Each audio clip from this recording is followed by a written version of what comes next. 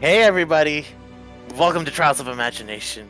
We're a group of friends that like to play D&T together once a week. Tonight, though, tonight's a little bit different. We're doing a special Q&A episode tonight, where we will be doing nothing but answering the messages in the chat and interacting with chat, and any questions that pop up there based around the campaign, or some things about ourselves if we want. It all depends, and yay, camps. Camps are fun. I'm getting there. Oh. Finishing up my Total War campaign, just one more turn. How dare you? Okay. Just keep going, I'll fix it for you. Yep. But before we get started, there are a few quick announcements we gotta get through. First off, we got a podcast, guys. You can get the link in the chat to the podcast with !podcast. All the streamed episodes are brought onto the podcast, as we also record it. And we also record a special one per month where we just talk about D&D stuff overall. I have a different screen pulled up, and they're all like mocking me for how much I'm using my hands. Thanks, Crumbles. Speaking of the above, there's also a special podcast episode published exclusively on Patreon. You can get a link in the chat to that with !Patreon. So many of you there are incredibly kind and giving, and went further to request a way to give us money without Twitch taking a cut of it. You can get the link in the chat with !Patreon, as I said earlier. We also use some of the funds here to give back to the community and with giveaways and whatnot, which we don't have one going right now, but who knows? I do this a lot on my own streams too. We also have a merch store. You can get a link in the chat to that with !merch. You can also all the merch there comes with like some glorious references to stuff that's happened and some of the character stuff. One last thing I want to get to. We have made it through 30 freaking episodes. What's this? What? That's stupid. Thank you guys so much for all your love and support. That's made this campaign a wonderful experience for all of us. I'm so excited to see what's in store for the future, and that's why we have stuff like this. So we're able to do stuff like this and have fun. And other nights we get to some more serious moments while we're in character. I'm not going to bring up anything that I really want to bring up right now. Anyway. So we also got our guest host tonight, Mr. Dirk Manjaw. He'll be asking us questions and whatnot. He has a few lined up as well as some other fun things that might happen tonight. But anyways, guys, that's enough with the chit-chat and the weird hand gestures I seem to be doing a lot of. Let's roll the intro.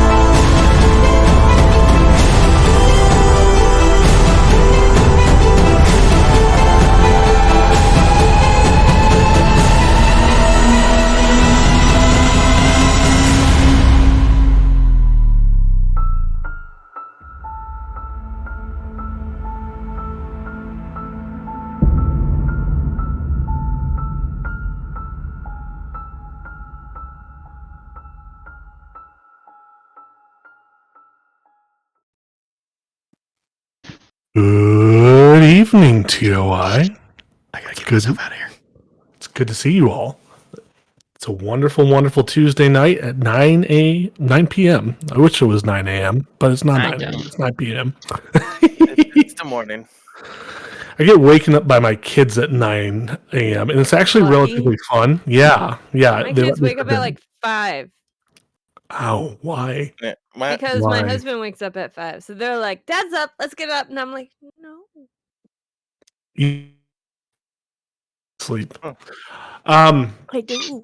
But yeah, so welcome everyone. We're excited to have you here. It is a Q&A episode where we get to sit down with the players and have someone, me, ask them questions from an outside perspective and kind of get their thoughts on how things are going. And I hear, I haven't been around, but I hear the past 10 episodes have been a little bit interesting.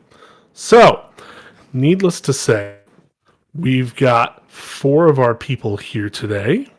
We've got 2-Bit, who is running the cam and everything for us today, which we always appreciate. We've got Mr. J. Millard here. We've got Lava, who's gave us that wonderful 10-star intro to our episode. And we've got SJ. And Richard will be joining us a little bit later. He's just running a little late right now. So, I like how short my intro was there. I mean, okay. Let's try that again. We have the one. I'm just kidding. No.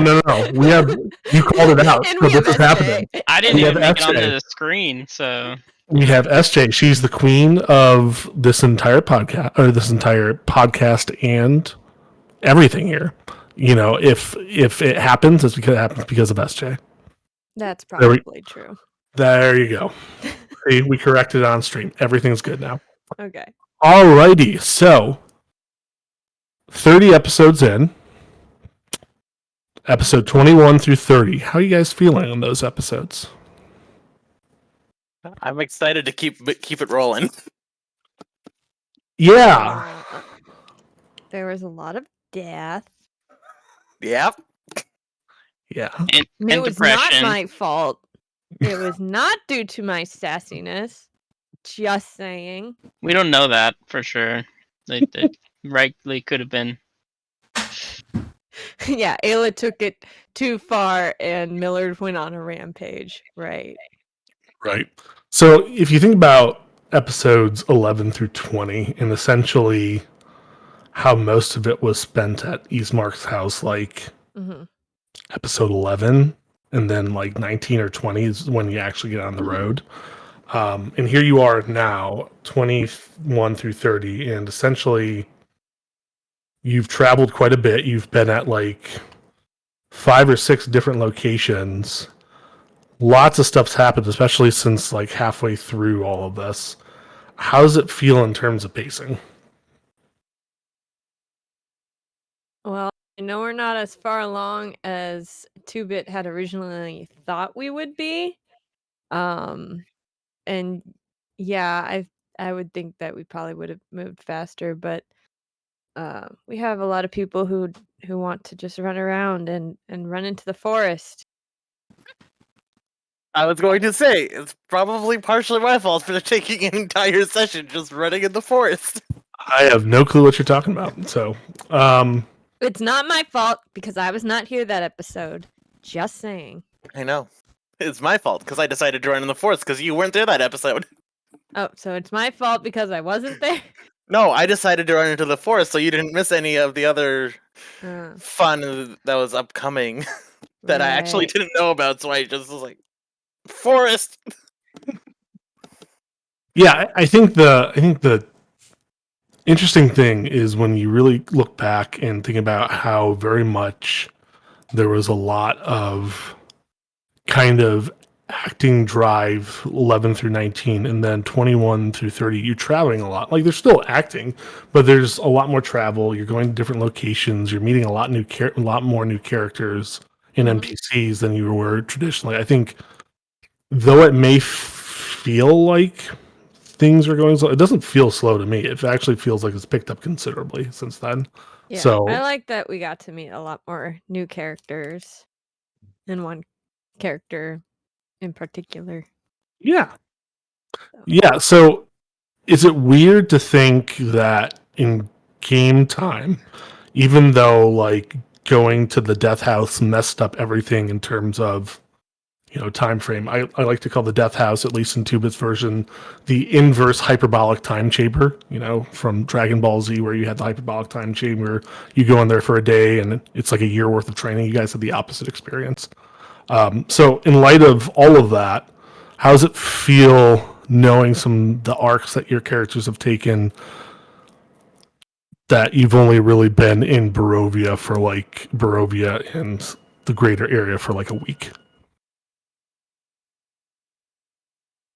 I feel like our characters should be more there's insane 3 than they are. different timelines though, because there's what our characters have experienced, what the time of how fast Barovia has actually gone by, because when we were in the Death House, like you said, more time had gone by than what we felt. But then there's, as we found out a couple episodes ago, the time outside of Barovia. So yeah, right now I'm referring to experience. That really experience-wise. Because experience-wise, we really have only been there a week. Right, which is kind of weird because it's been 3/4 of a year in our time. It's taking us almost a year to get through a week in Barovia. You can get a lot done in a week, apparently. Yes, especially in D&D. I think it's been a fun time in the sense that we've seen a lot of different aspects to the characters in a quick amount of time. Mm-hmm. We've definitely flushed out a lot of Nadar's personality, I would say. Mm-hmm. Do you agree? Yeah. Lava? Personality, but that is also subject to change. Personality, right? And but I fears. think yeah, we've gotten to see a couple things about Nadar. We've gotten to see some interesting things about Millard, where there's a lot of stuff in Barovia that appears to be affecting him much more differently, and it's amazing how quick that happened. Mm-hmm. I think the relationships with the characters have been really cool to see, and they've really picked up in the last 10 episodes, where we've started to interact more in, especially the bar, when we're first entering the city and we see the gallows. That provide a lot of opportunity to see different aspects, different ways people reacted. Yeah, for sure. Anyone else?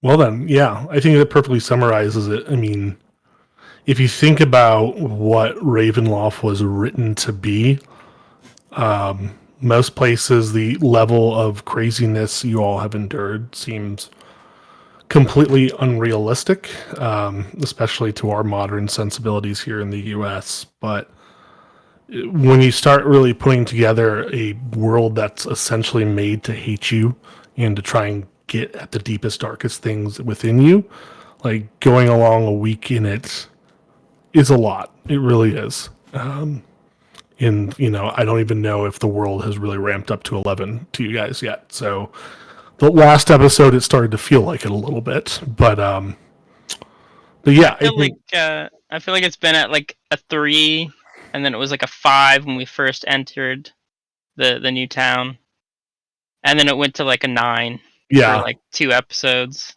Yeah, I think that's a good summary. So speaking of that, you kind of just mentioned a little bit, Jay, but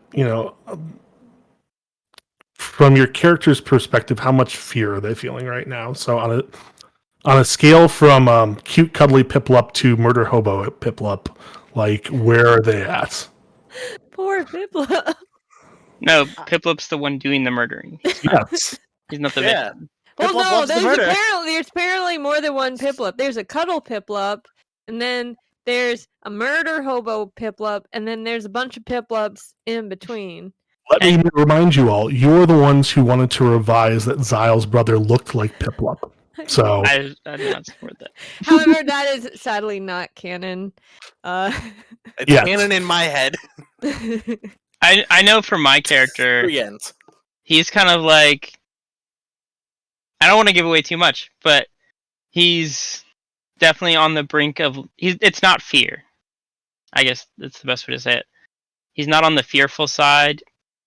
He's more on the like misunderstanding side. Like he doesn't know what's going on, and so in that sense of the like the fear of the unknown part.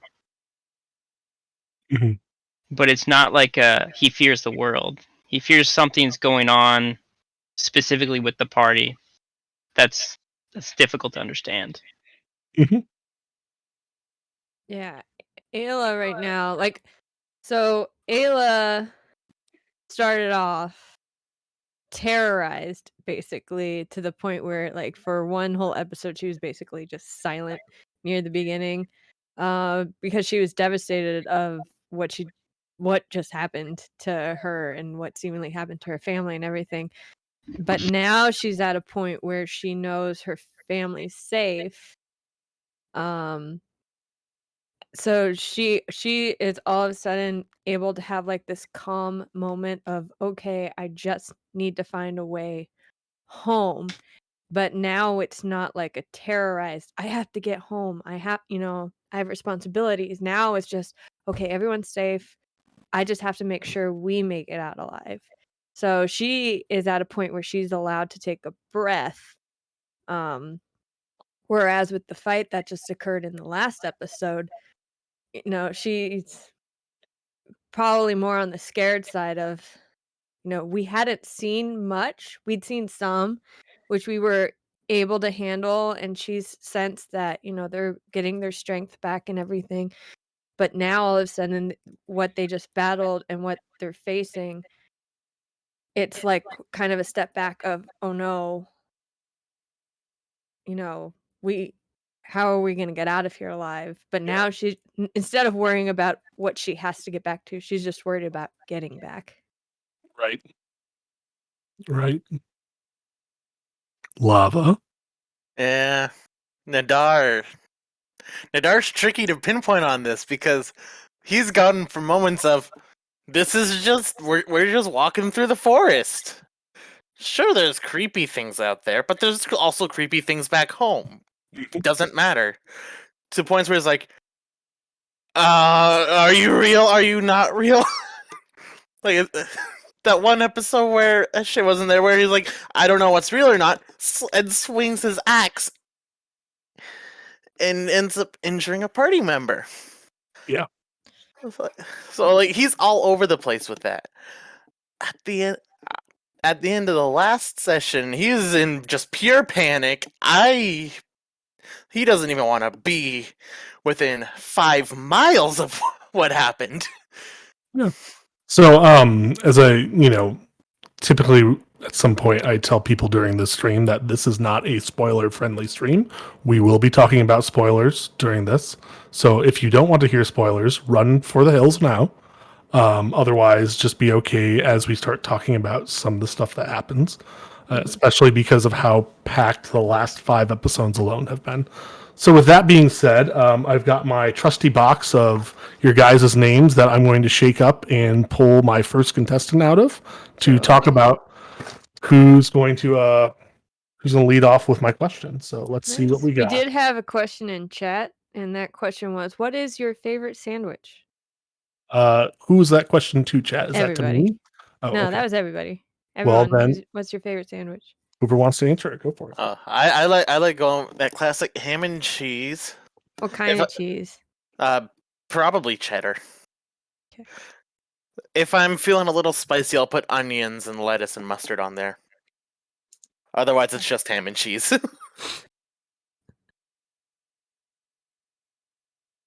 Who else? Who else wants to go? Well, probably- I said it in chat, but I usually go for a turkey sandwich. Lately, I've been doing turkey and Havarti cheese. White. It's really nice on like a hearty white bread, but I also like a pretzel roll, or just like a roll in general is better than just like a regular, sliced bread. And then with mayonnaise. Not super fancy, other than the bread. Okay. Mine is a ham sandwich, Italian bread, green peppers, and then you layer some barbecue chips on it. So it's got a nice crunch to it. Or a BLT. Cubit, from the back, what's your favorite sandwich? It's gonna be kind of lame, but honestly, if I'm around the house, I'm just gonna get out a skillet, get some honey wheat bread and some butter, and kind of get that going, and then just get some deli turkey. Sandwich. Just get some deli turkey and put it in the center, and just add whatever you want to from there. But that is the foundation.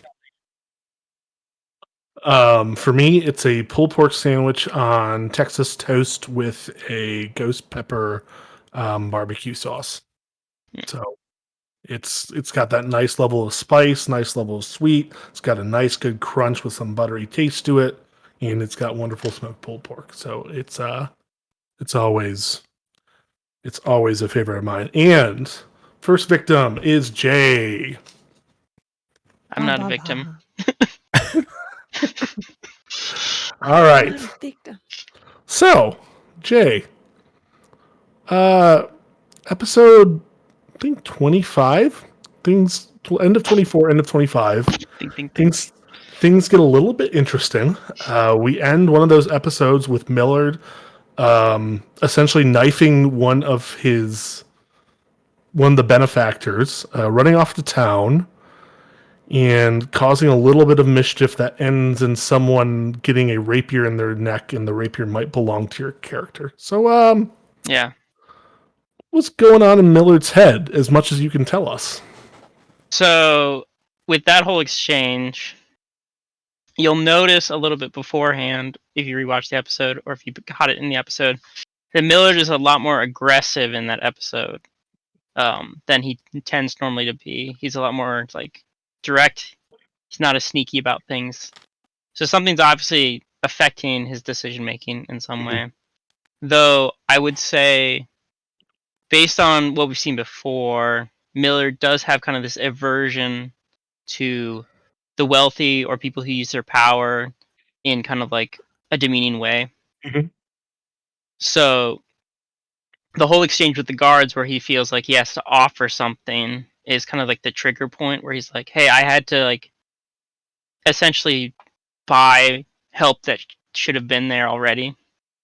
He's like, it's kind of his own version of justice. But obviously in the episode, he took it much farther than he normally would take it. Right. So, yeah, I mean, you do a good job in saying, like, it's Millard's interpretation of the events and it's his version of justice. How did you feel having to act that out, knowing that, like, there are definitely some misinterpretations that your character is making? And like the aggressive finality of it. Like, how did that affect you in having to do it? I mean, I feel pretty confident in being able to separate myself from a character. That's good. It was interesting. But it was, to me, it was just kind of like, this is the logical conclusion, I guess, if you took someone who has like a high sense of justice, but they don't have any restraint, and if you would just unleash that on somebody. So that's where I come about making that character interaction where it's like, okay, I could see Millard. Normally he's like, he would punish them, but like he wouldn't murder people. Normally he's the type of person who's like, hey, this is being done unfairly, like charging people money to let them in so they can help their friend. That's unfair. Like normally he would just steal the money back. He'd just be like, I'm a thief. I'm not a thief. But but he would, like, that's something he would do. Obviously there's been something in the past episodes before that which is supposed to be pretty subtle. Like you don't notice it right away. We're trying to kind of grow it a bit, but there is something definitely going on that's outside of his normal purview. So for me as a player, all you have to do is you just take that aspect of yourself and ramp it up to 11 for a second. Yeah, no, for sure. And I mean, right, so like your stereotypical chaotic good person, sometimes chaotic neutral, would very much have this sense of equality to them and this sense of freedom mixes equality in some sense. So being able to go and say, hey, things should be like this. I don't feel like it needs to be written in stone in a law, but things generally should go like this. You didn't do this. That's not good. We should have some sort of sense of justice still. And rather through due process and law and things like that, like a lawful character might demand, there's something more organic, like you mentioned, like, hey, I steal something and give it to the poor, more like Robin Hood would do. So, yeah, the interesting thing in rewatching that incident once or twice is one,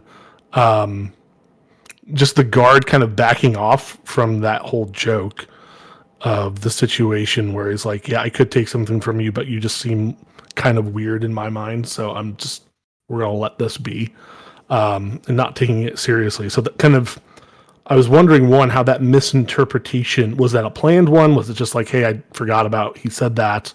And then two, like, was there anything going in your head, because you mentioned high justice, and like that makes sense to me. You have some sort of, this is the standard, this is how it's supposed to be, you violated that, so something needs to happen. When it came down to that, was there any like thought in your brain of like, okay, I just really need to ramp it up to 11 at this point and drive the point home? Or was there like, hey, should I escalate this a little slower, and maybe rather than something else, I frame this guy for something he's done wrong, or something a little bit more subtle? It was a progressive thought. So the first inkling I kind of had of it was like when he was like, when I said, hey, I can offer you money to get in, I was like, that's not something I would normally do as Millard. Mhm. And then when he was like, then I thought about it, I was like, okay, I can push this a little bit further. Like I'll keep that in the back pocket. I'd be like, he did offer it. And then once we got into the town proper and he was like rushing around, I was like, oh, okay, I can take this a little bit further. When I got to the well in that episode, that's when I really thought, oh, okay, we're going to do something with the water here, which is kind of a hint. Yeah. Because that's been a thread throughout the whole story, is like there is something going on with Millard and water.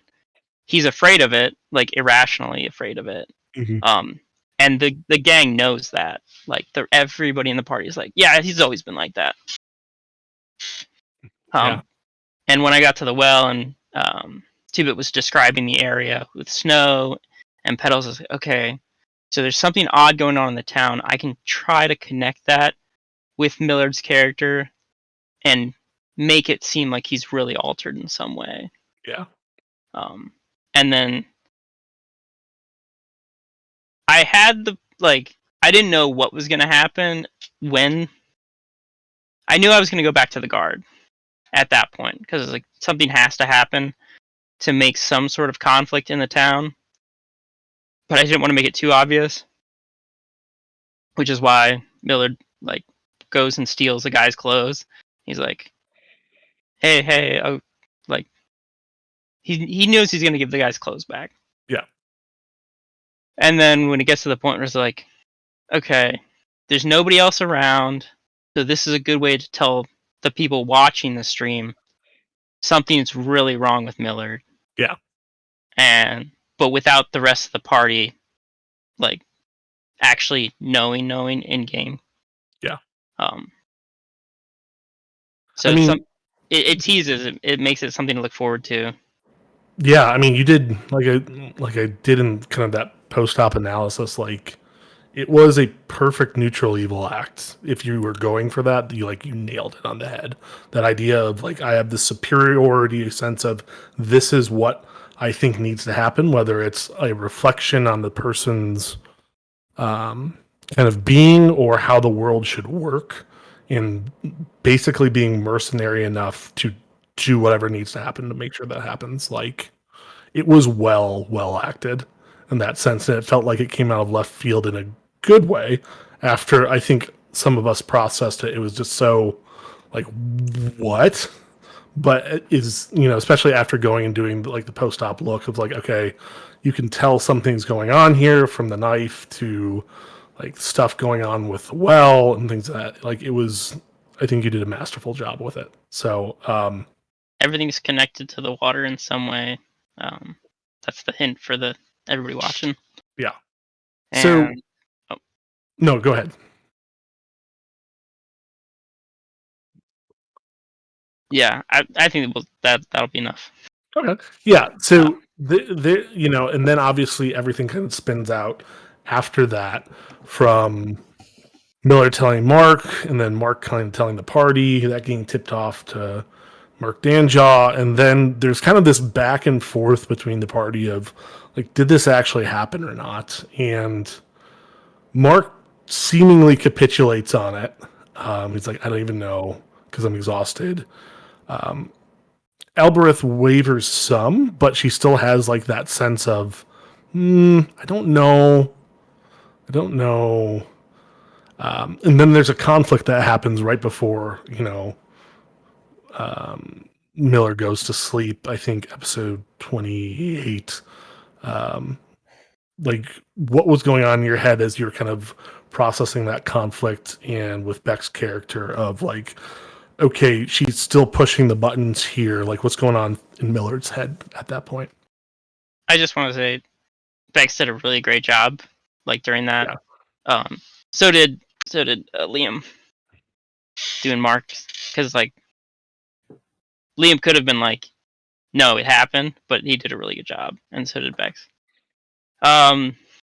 As far as what was going on in my head as a player, I didn't want to give away too much too soon, and they really helped with that. As far as Millard, there's like a little bit of broken trust between him and Mark, because he does know that he told Mark, like for everybody, like he knows, and he knows he's gaslighting him a little bit. But it's partially because he's like, hey, I told you this in confidence, and you just went and told everybody. So now I have to convince everybody that I didn't say that. Right. And he's still continuing, like with the story, he's still on edge, mostly with Elbereth, because she's the only one who's really suspicious. Yeah. Kind of last question and thought. So, you know, Millard has this, as you've said well, like he has these sets of suspicions that kind of come out in different ways, especially with the water. He was very attracted to the bones, that those last episodes, really getting to St. Angel's bones, figuring out if they would help, how they would help. There's a moment where he overheard that the bones weren't doing what they're supposed to, or there's significant questions if they're operating the way they're supposed to, and he still was just like, screw it, I'm going to go for it and take them. What was the gamble he was hoping would work there? Because that was one of the questions I had. It's like, okay, he overheard this. Is he just figuring that, you know, is it like a shake of a dice? Maybe if I shake him a little bit, or I do X or Y, I can make it work again? Or was it just like, I don't care, my friends are in danger, I'm trying to make this right? It's partially that. He is extremely superstitious, so it's not just with the water. That is the thing he is most superstitious about. But he's kind of believes in all types of signs and things, and especially like any types of relics. Because despite being a swashbuckler and me saying he's not a thief, he is a thief. So he's stolen many things before.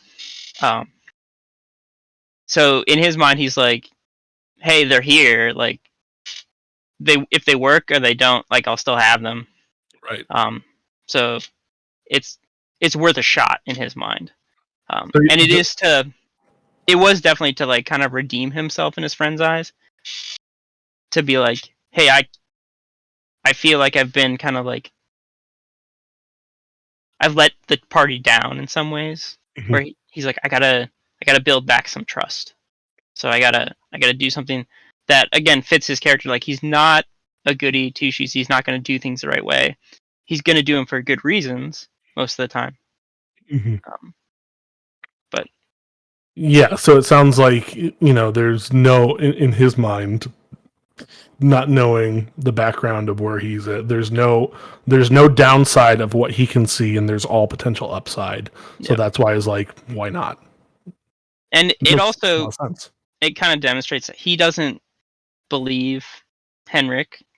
Like he still sees him as, the old man.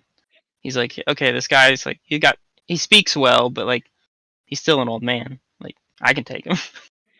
At least he thinks so.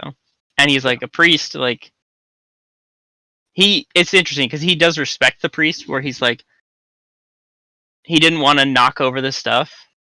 He's like, he's doing progressive more steps where he's like, this isn't the best thing from a superstition standpoint. And he's like, but it's probably worth it to get back in my friend's good graces. If I do like this one or two things, maybe it'll be okay. Yeah. He's the kind of guy to push his luck, except when it comes to water. Yeah. So it sounds like he kind of has a little bit of a karma meter and is like, hey, I can probably get away with X, Y, and Z as long as I think the utility of it does what I'm hoping it does and has a good outcome. Yep. It's okay. Which, and that's why he's like, he was super calm when he gets ported back, and he's like, it was worth a shot. I'll put the bones back, like no harm, no foul. Yeah, no, I think that's where I arrived, but I was like, this probably makes more sense to ask Jay, because I mean, from my experience, you typically have a line of thought, even though it might not always come to light. I'm like, Jay's typically pretty reflective of how he acts when you really get into the question. So I was curious about that and just some of the other things going on. So thank you for at least piquing my curiosity and answering those. I would, pull out my bag of names, but I have a confession to make. All of them had J written in them first because I had the entire plan of him going first. So I'm just going to pick you guys randomly. It was rigged. It was rigged from the start. I figured Millard might appreciate that a little bit, Yeah, he would. So because you're a latecomer, Richard, hi. Glad to have you on. Good evening. So to the audience, there were two people that were requested and said they have to be on this. Like everyone else can just disappear and ghost me if they want. But Jay and Richard have to be on in light of the last 5 episodes because everyone's like, what the F? In a good way. What the frick in a good way. But like it ramped up really quickly. So how long has Zyle been carrying that knife? That's my first question, is because I don't remember it being talked about. Maybe it was like told a long time ago. Last minute addition that like that day, I think beforehand, Matt and I talked about it, but it's not something he just uses, but it's more like a youth keepsake kind of thing. He and his brother both had one, and that's his last remaining connection to his brother. And that's why and it may have seemed like a foolish move when he showed it to the guard captain. It's like, hey, this is a clone of the murder weapon. But Zyle, in his mind, he's like, this hasn't been used in 40 years. You can look at the condition of it and tell that it hasn't been used. Hopefully, Luthrian was perceptive enough. Had things gone the right way, he would have noticed that. But don't guess it matters now, huh? Don't guess it matters now. He's dead now. Well, supposedly we don't have a confirmation. We don't have a confirmation. Allegedly. I saw him. He's done. If my memory serves correct, you ran past and didn't see much of anything. No, I didn't. No, Millard was the most sneaky, unobservant person, as Matt put it. Right. No, that was a quote from a TV show. Yeah, that was a quote from a kid's cartoon about a dead fish. So, yeah, kind of going back, the first, thinking through the episodes, Zyle kind of goes into the background at the end of kind of those teens episodes for the most part. And then as we get closer to Madame Eva, you kind of move back to the forefront, especially with that vision with Idris and the bridge of blood that's crumbling. What was your did you have any heads up of what that was going to look like, or did Matt keep you in the dark of not only putting the spear in your side and grinding it with Idris, but with the setting as well? He decided to torture me on the spot. I see you in the Discord chat there blowing kisses at me. So no, he told me to buckle up, and that was about all the warning I had. I like the one time where he didn't give you any warning. That was good. Yeah, that was rude, is what that was, Mr. Lane. Yeah. So working through it, obviously there's something going on with everyone. And I mean, the world is created to really bring conflict out in the beings of the characters and everything else. So without giving away anything you're not allowed to give away, what's going on with Zyle? Obviously, Idris did something to block. That block's been removed.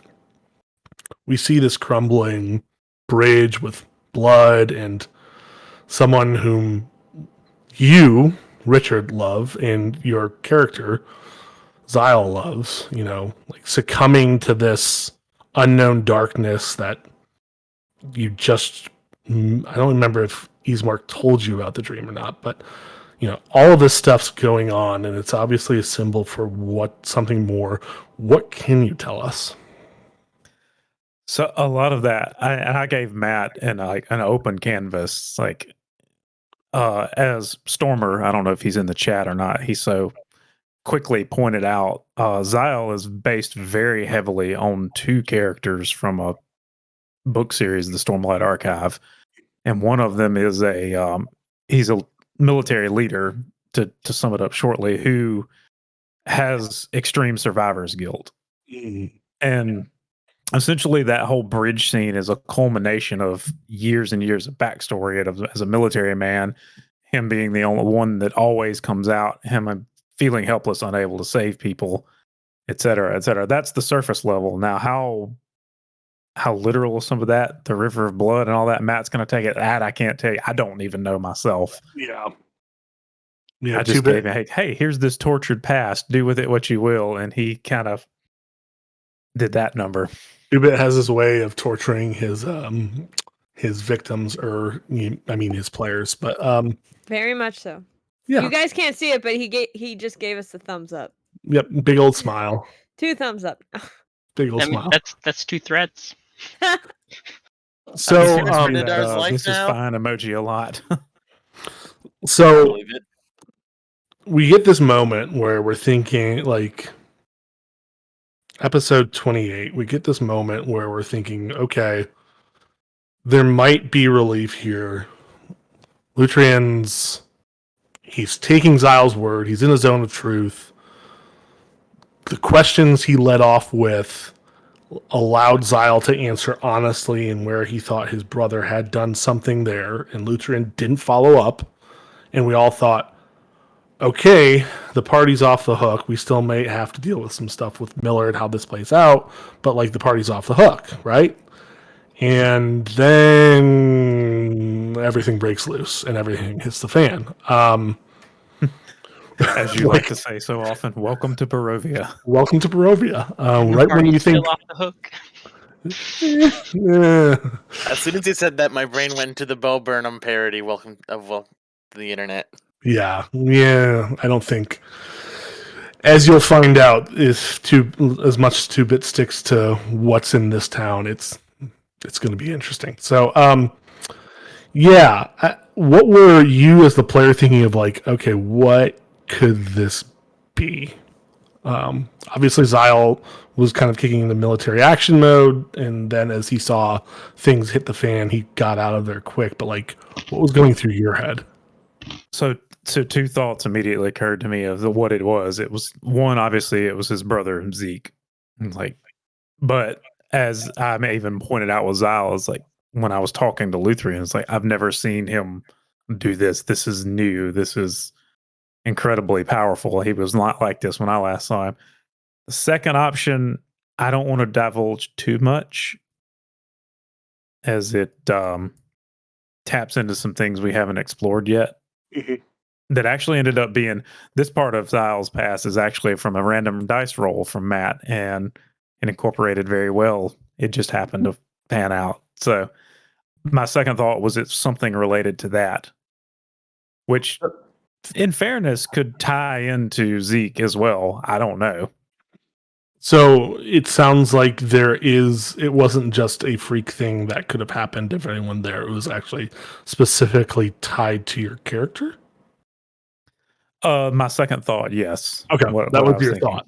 Okay, got it. And there may even be, I don't know, just from things, there may be some overlap with Millard in that regard too. So we'll see. I don't know. Yeah, that's a speculation from Richard the player. That it's a person. You know, I don't have any answers. I'm scratching my head as much as you all are with that one. So we get kind of rolling with everything else, and then as we get into episode 29 and 30, you're standing at the gates. You're seeing a horde of undead, the thing your character is sworn to fight. At first, it's like, oh, this is just zombies. This is manageable. Then you have a creature that I will not name, even though I know what it is, that comes and kind of wrecks everything. And that wasn't even the biggest player that showed up on the field that night. How did it feel for Zyle to drop his spear and surrender against the thing he's sworn to fight? That, I feel like, from Matt's messages to me, is going to get explored a lot in the coming episodes. But that was very much like, I failed again, even though they didn't die, even though Nadara was really pushing that. He was definitely, that was a tough one for him. And this thought process is, I can give up, which pains him to his absolute core, but I will undoubtedly get everyone killed, or I can keep them alive and just bear the burden myself instead of them having to suffer as well. So now you've got this scene where a new player, on top of everything else that ended up on that field, a new player showed up, and everything's fixated on it, and some people are even bowing the knee to it. Any thoughts? Any ending thoughts from the last stream of what Zyle's trying to think of and anything he's trying to scheme amidst the distraction? He definitely would be focused on that figure if, this creature that conjured an undead Dracolich that controls that is now kind of like, oh, snap to this guy. After they've already gotten their butts kicked and then someone, a bigger player shows up on the field, he at least has some relief that he made the right choice in laying down his arms. Yeah, I mean, doesn't mean it's a good situation for him, but yeah, the way the world works, unfortunately, I think the setting you're in really communicates that well, is sometimes you have to make sucky decisions. And when, in general, like, dragons aren't just fearsome because of stat blocks. Dragons are fearsome because of everything they represent and all the history behind them and just what they are. You add the element to that thing being undead and revived by something else even more powerful. Like, it sends a message. And so for sure, I don't think it was the wrong, unless Zyle just becomes suicidal, that was the right thing to do. It's just, the fact coupled with he gave up and it was against an army of undead is just, a vice on his insides. Yeah. But yeah, no, I mean, when 2-Bit's like, hey, in case you're really thinking you might be able to eke this out and defeat this big bad guy and like keep the zombies, let me remind you of what's actually here. Let me bring a dragon, and not just a dragon, an undead dragon who has some extra stuff there as well. Like, I think you all caught the message well. It's a really quality thing for a DM to do, to be Yeah. to slow down the pace of the game, but it also instructs the players that, hey, you can't win every fight, and nor should you try to win every fight. It's not the same as a video game slogfest where you're just like kill, kill, kill. Well, We're not the Doomslayer. well, and interestingly enough, I reflected on this with 2-Bit, is up until that point, you guys had probably had one encounter that I would have called kind of normal, in the sense that, in my mind, a normal encounter, there is a pretty decent likelihood that one person will drop, not die, but drop from, the stakes. And really, that was the Hellhound encounter when Millard almost dropped. Outside of that, every other battle you won, and you won handily. So you're walking in, you're thinking to yourself, hey, we've taken on this stuff's minions at level 3? Level 3? Yep. Not exactly, the most experienced group, even though there's stories why. And I'm thinking to myself, this just feels too easy. And then 2-Bit ramps it up to 11. I'm like, okay, nope, nope. He knows what he's doing. He's got this. So, yeah. Any fun thoughts you have about Zyle or the past 10 episodes you want to share before I move on to my next person? I'm really curious because I assume Zeke will be introduced pretty soon. I'm curious to see what Matt's done with him, because, like I say, Zyle has not seen him in decades at this point. So where he's gone with that and how that's going to interact with the party. I feel like Zyle will have somewhat of a safety net if he's a murderous madman, but I don't know how that's going to translate over to everyone else. Right. Yeah. It's definitely going to be an interesting story part in light of the fact that things are ramping up, and you're also in you're in this place where you're facing a force that you cannot beat in a city that, as soon as they figure out some of the things your party members have done, is going to want to. It's going to be bad. So it's a very interesting episode to end on, and then stall for a week with a Q&A. It's just giving us all time to mentally prepare, I think. Right. I will never mentally prepare, but I already know what I'm doing for most of next session. And 2-Bit also probably knows too. Speaking of dragons, hi Lava. Oh, hi. You are Dragons are fun. I am a dragon. My Discord profile picture is a red dragon right now. Why isn't it blue?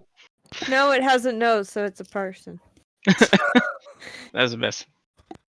So Rocks in Nadar. Yes. Hello.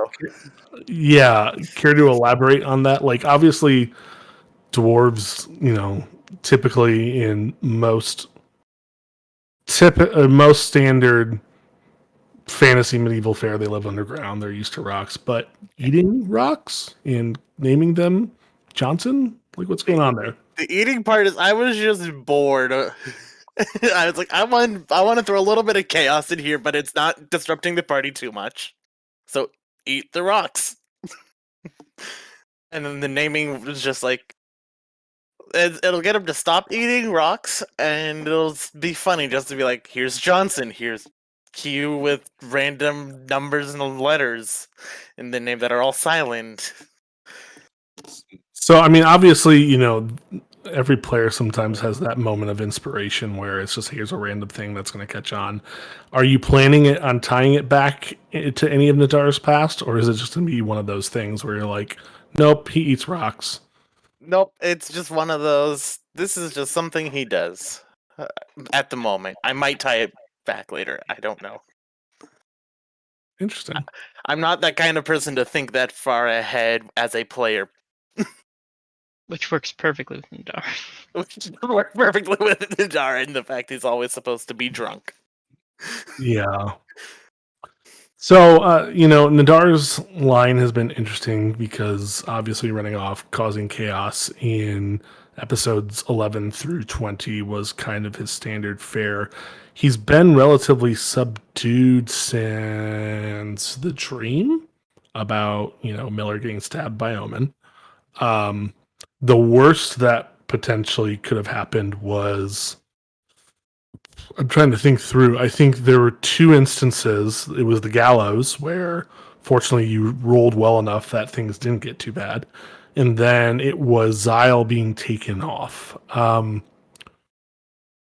want to chat about that second one. What was going through Nadar's head, especially in light of the fact that Zyle, without saying anything, was trying to at least say, hey, we're good. Don't do stupid stuff. Nothing in terms of what Zal was saying. Nadar was one of the ones who failed to save.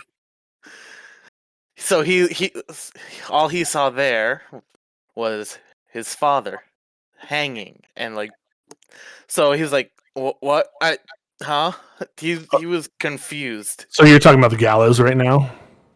Is that not what we're talking about? Because that's what came to mind when you brought that up. 'Cause Yeah. he was So, doing that. so no, that fully No, that's a understand. different moment. So no, I was talking about the gallows first. The one I wanted to talk about is when you were trying to chase after Zyle when he was being taken away by the guards. Oh, that part. Yeah.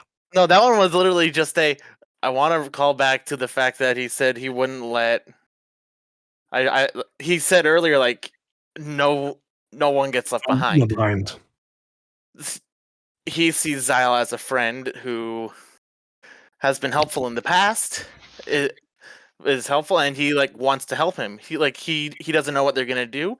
He just wants to make sure Zyle is safe, and he doesn't. He knows Ayla's there, and Ayla's already said Ayla's not gonna act.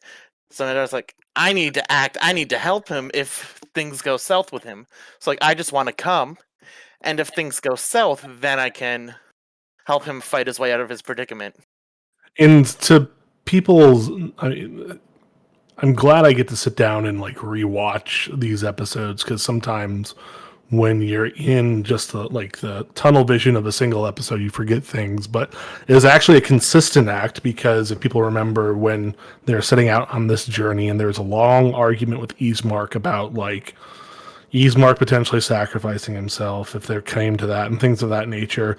Nadar was completely the same way with him as well. As no one left behind. We're not doing that. We're not playing that game. I'm going to drag you kicking and screaming to wherever we need to go. So yeah, it's interesting because I know for me sometimes I get caught in that tone. It's why are you being this way? And then being able to take a step back and watch everything against it. Actually, this is consistent with behavior. It's good. I think the question is, how did he arrive to that place of no person left behind? That is backstory stuff I want to touch on later, actually, in the campaign itself. Classified. Got That it. is classified. Got it. I have sort of referenced it in in some previous episodes, but I don't think I've said too much on what sort of that thing would be as to why he thinks that. I know the rest of the players know that Zyle is the one who essentially brought Nadar along.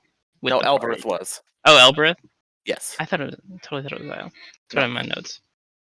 No, Zyle and Ayla are the ones who were together first. So in my notes I have Zyle is the one who kind of most of the time. I know we take turns, keeping Nadar in control, which I think is great. But Zyle's the one who is kind of respected by everybody in the party. Well, he's the oldest. Well, technically Ayla's the oldest, but yeah, but we all have different reasons for respecting Zyle. Right. And ours is just he's a friend. Yeah. So it's not that he brought him on the journey; it's that Zyle's the one who continues to bring him on the journey.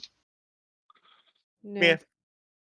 And I always mention how it's interesting that in some ways Zyle punches way above his charisma weight in that sense. That's true. Because everyone forgets that you're the two people who often act like the face the most in a semi-reasonable fashion are your two lowest charisma scores.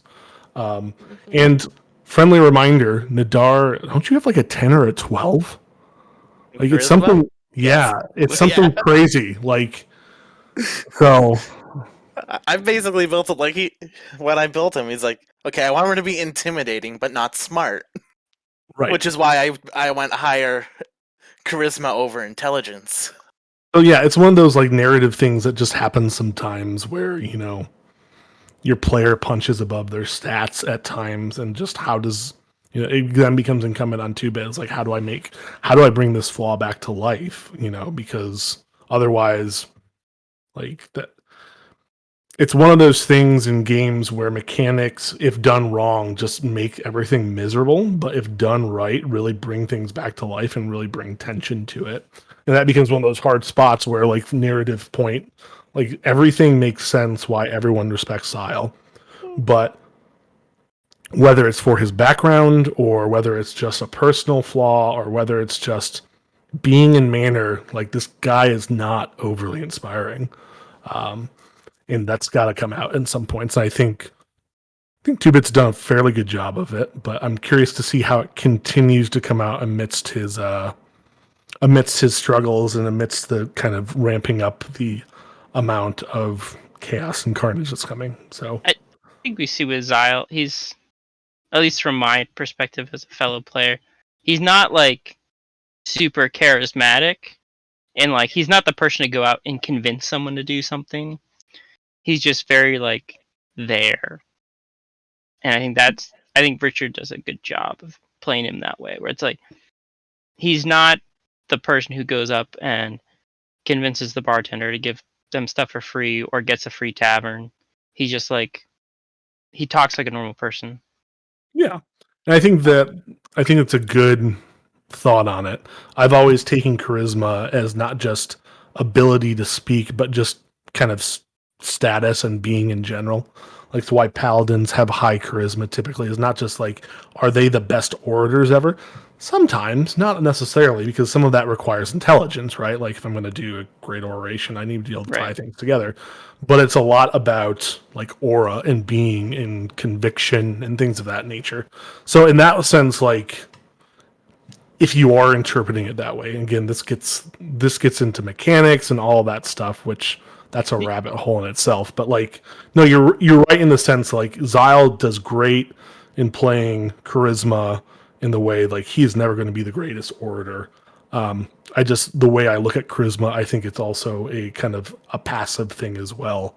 And that's where sometimes it feels like he punches above, but I don't mind it. Like, I think it makes sense from a narrative space. It's just, it then becomes 2-bit's job to figure out how do I, like, this is here for a reason. We have an 8 for a reason. We just have to bring out that piece every once in a while.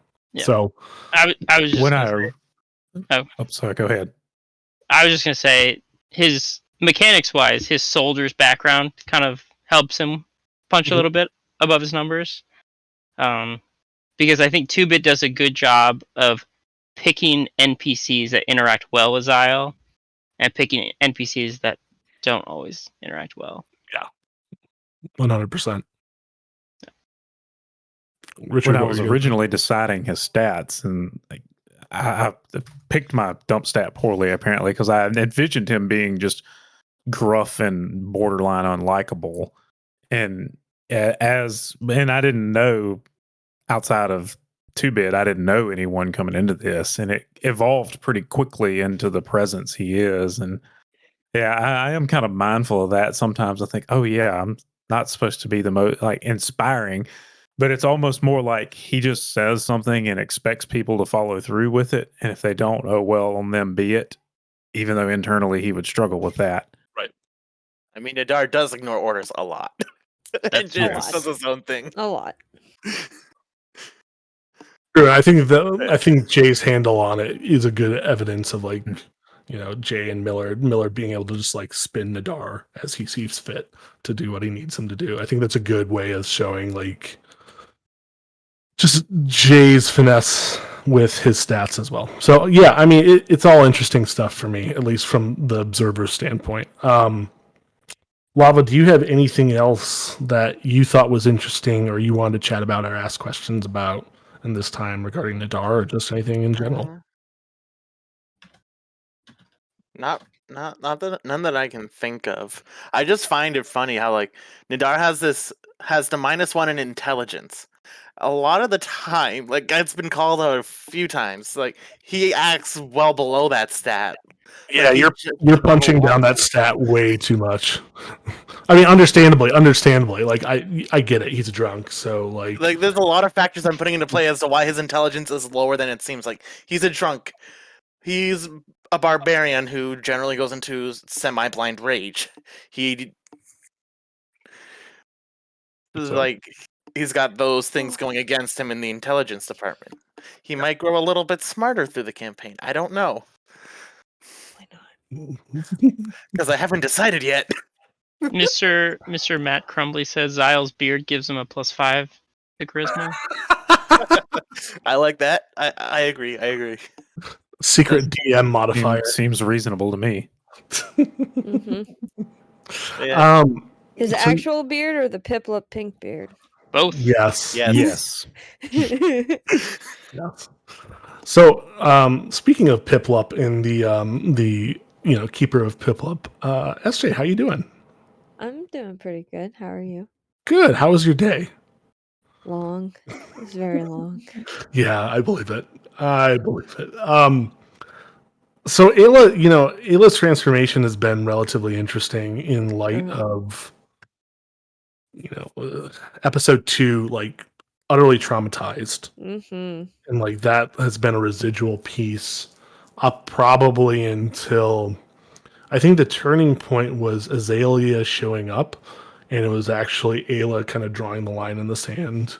Like everyone was in agreement with it, but Ayla drew the line in the sand, saying, "No, we're not giving her up. Like, Yeah. I'm gonna fight." So what has been the biggest prompting to that transformation?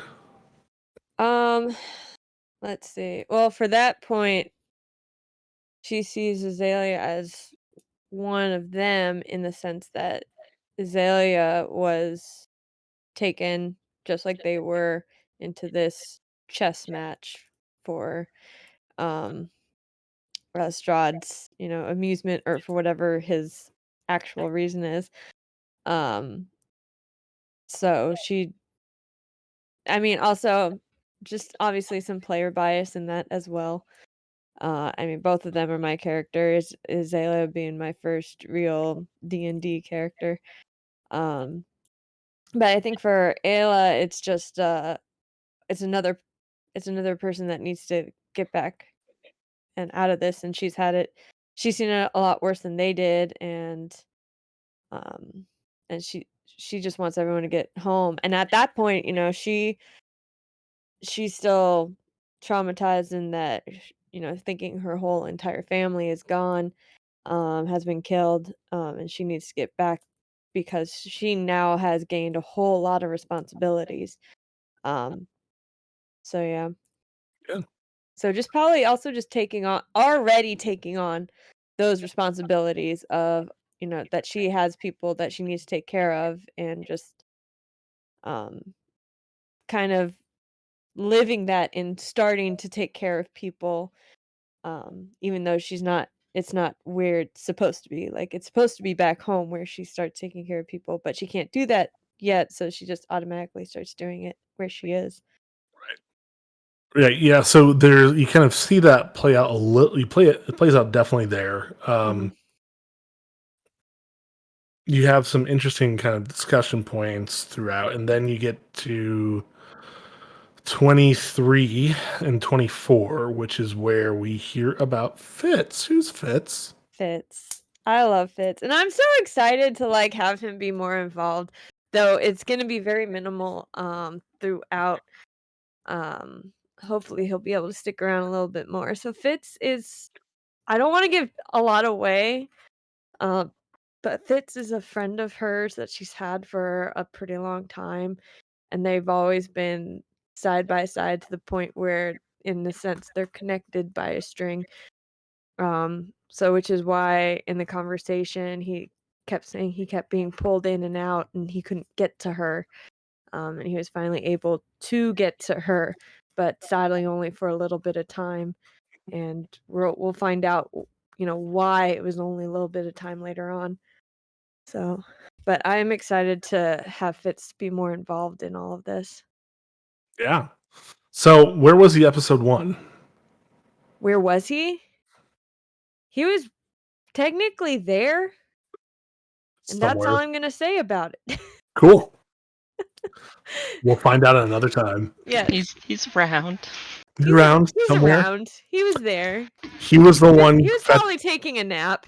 He was the one fetching all of Ayla's desired confectionery treats for her. So. Right. He was enjoying himself at the fair close by. But yeah, he was probably, he had a rude awakening when all of a sudden he's just being pulled here and there and everywhere, all in the span of seconds. So Yeah. Yep. That would not be fun. So then you've kind of got this transition point to the gallows, which was a big part in episode 24. There's a lot of interesting stuff that actually happens with Ayla in episode 24. You've got that interaction. You've got kind of the small turn interaction where Ayla actually carts Millard off amidst the stuff he's dealing with in the forest when you had that unknown creature potentially hunting you, which is an interesting contrast to their relationship. And then you have the gallows, which, is a callback to Ayla still trying to struggle through really her life and what has happened, especially since her father's passed. yeah. What was your kind of thoughts leaving that episode and kind of going into the rest of it? Like, was that really a transformational episode for you? Do you feel like there was a lot of stuff you got to mine there, or was it just one of those things where you're like, oh yeah, this stuff happened?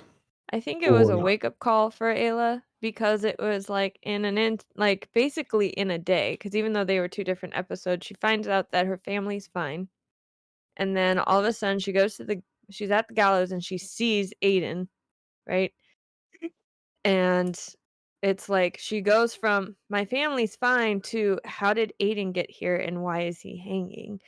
And so then, thankful for Zyle saying, it's not Aiden. It's a nobody. It's someone we don't know. The world is messing with you.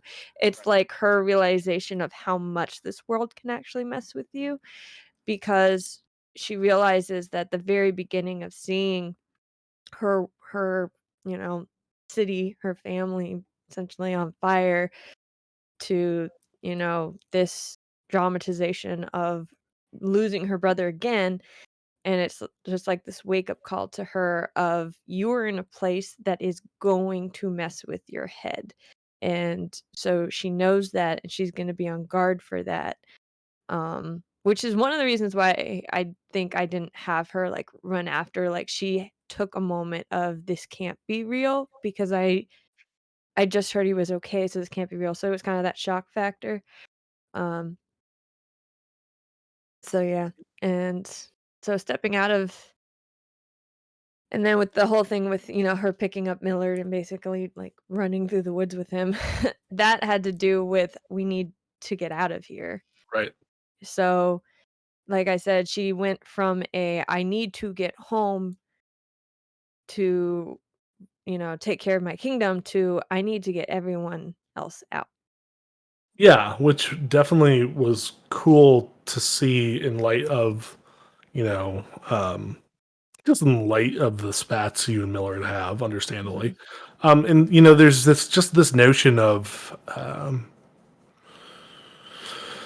sometimes something clicks, and even the person that you struggle with the most, you're just like, they're human. They gotta get out of here. We gotta survive.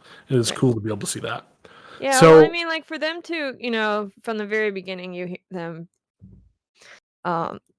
talking, well, mostly like Millard picking on Ayla and about her sassiness and how it always gets them in trouble. Bless you. And so, my favorite bit was just Millard talking about how she tends to get people thrown and even buildings with people in it thrown. Mhm. And so just, those of you who are new here, that Jay, the one who plays Millard, is my brother. So, it's kind of a look at how we can play off each other anyways. But for them, even though we've only been playing this for about a year, and in reality, it's only been a week as we said, in our experience time in Barovia, they've been traveling together for a long time.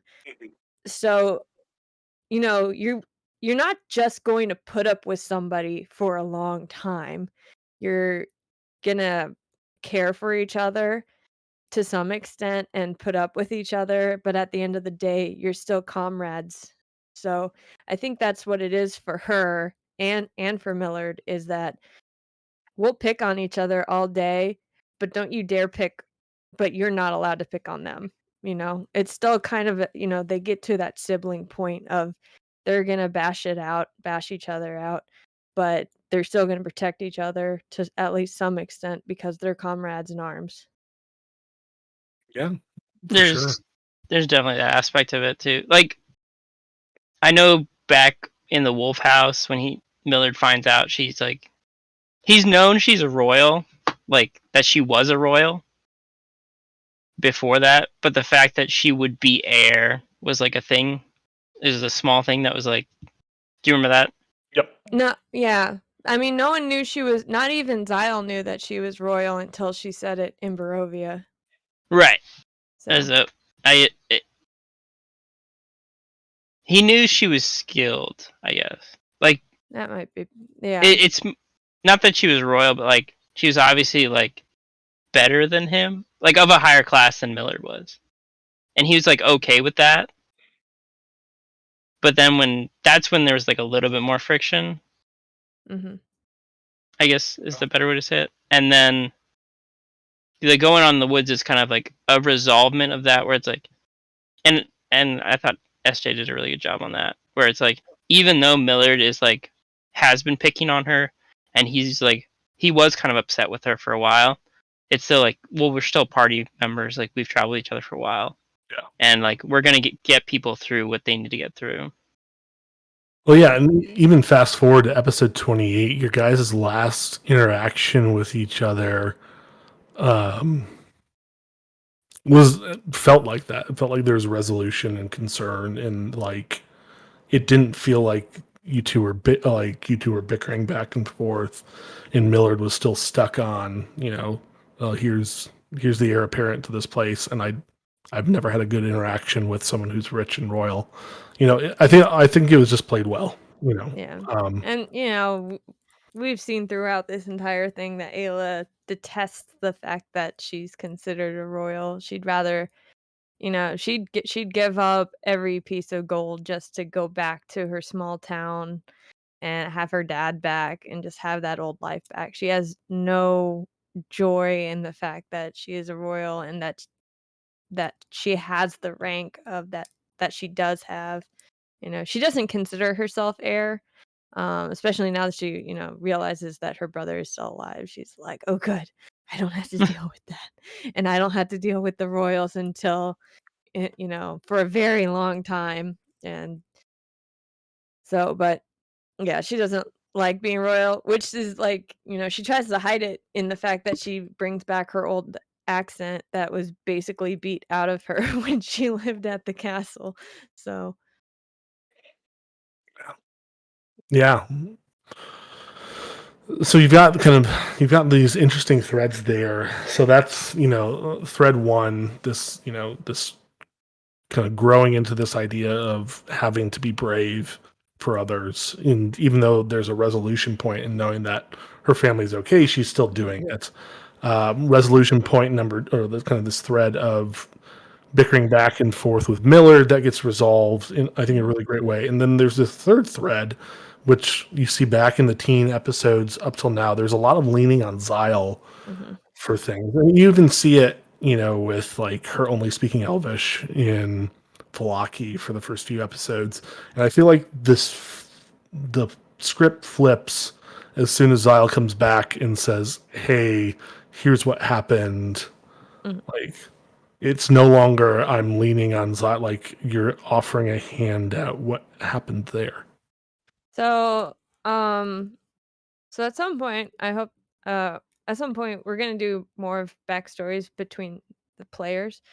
And so a lot of that has to do with their backstory. But just to sum it up, when Ayla left, the castle, um, one of the first person she meets is Zyle, and he becomes like a father figure to her and a mentor. So she's known him the longest. So they've been together a lot longer than just the party being together. So she has leaned on him a lot for just guidance and knowledge. He helped train her, you know. So yeah. So and then especially just going through all of the trauma and everything. And Zyle understood that. He knew, once he knew that she saw her whole city burn. So of course she's gonna be in disarray. And then he, at some point she finally shares with him what that actually meant. So it's understandable that she would lean on him until she got a footing, and then she got a bigger footing than what she was expected, which was that, her family's okay. Yeah. So then once she got her head wrapped around that, once she got her head wrapped around, okay, we need to just find a way home, find a ways to survive. So now it didn't matter how long it took to get out. It just mattered that we got out. So now she has that ability of taking a step back, taking a deep breath, and being able to be that shoulder for someone else because she knows that she doesn't have to be in a hurry. Right.